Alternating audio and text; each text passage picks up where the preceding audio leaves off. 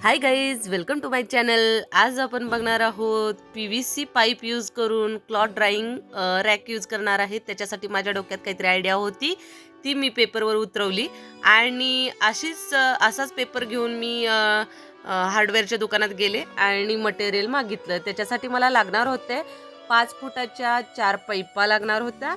त्याच्यानंतर त्या पाईपा कनेक्ट करण्यासाठी इथं मी घेतलेल्या आहेत पाऊण फुटाच्या 6 पाईप्स कट करून आणल्यात त्या आणि ह्या 5 फुटाच्या पाईपा 6 पाऊण फुटाच्या पाईपाने कनेक्ट करणार आहोत. ह्या पाईपा पूर्ण टोटली अर्ध्या इंचाच्या पाईप घेतलेल्या आहेत मी त्या आणि ह्या 6 पाऊण फुटाच्या पाईपा कनेक्ट करण्यासाठी मला इथं 4 टीज लागणार आहेत. ह्या ज्या अर्धा इंचच्या पाईप आहेत त्या कनेक्ट करण्यासाठी टीज यूज केलेले आहेत मी. त्या 4 टीज आहेत आणि 4 कोपऱ्यांना 4 एल्बोज लागणार आहेत. ह्या मी जे पेपरवर उतरवलं होतं त्याच्यात तुम्हाला स्पष्ट कळेल. आणि हा जो रॅक आहे म्हणजे रॅक तो हँगिंग रॅक आहे, त्याच्यासाठी हँग करायला इथं मला 4 फुटाच्या 2 नायलॉनच्या दोरीज लागणार आहेत आणि इथं 20 फूट होतील एवढ्या अशा 2 मोठ्या पाईप हे लागणार आहेत, दोरी लागणार आहेत. चला तर मग आपण सुरुवात करूया. कशी करते बघा घरच्या घरी आणि एकदम सोप्या पद्धतीने.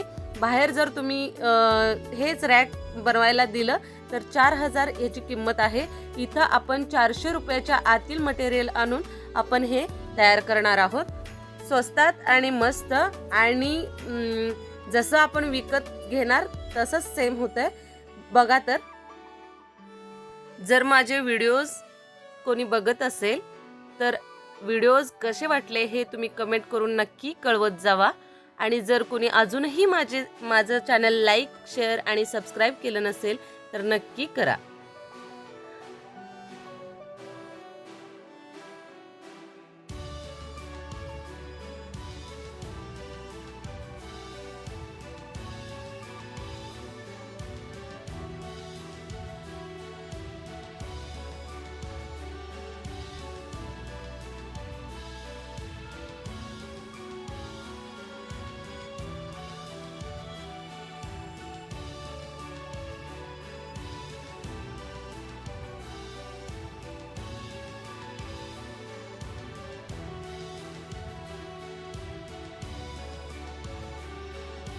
इथं आपला हँगर तयार झालेला आहे. आता तो हँग कसा करायचा याच्यासाठी आपण बघणार आहोत. त्या 20 फुटाच्या पाईप आहेत ते 2 इथं माझ्याकडे इथं हुक आहेत. माझ्या घराला इथं 2 5-5 फुटाच्या अंतरावर 2 हुक आहेत.